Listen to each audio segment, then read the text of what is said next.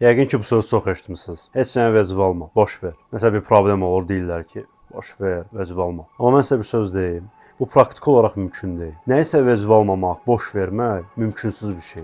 O vaxta kimi ki, sənin əlində başqa seçimlər var. Çünki nəyisə vəzifə almamaq üçün sən başqa şeylərə sahib olmalısan. Yəni sənin dayanacaq bir nöqtən olmalıdır. O dayanacaq nöqtəsi olmadan sən rahat olmağın, heç sənə vəzifə almamağın mümkün deyil. Tutaq ki, bir qızdan ayrılırsan, onu tez unudursan. Niyə? Çünki başqa bir qızı var. Başqa bir alternativin var. Hansısa bir dostluğa güvənirsən səni aldadılır. Tutaq ki, amma bu sənin vəzifə olmur. Niyə? Çünki sənin güvənəcəyin başqa bir adamın var. Və yaxud da 1000 manat pul itirirsən, amma bu səni narahat eləmir.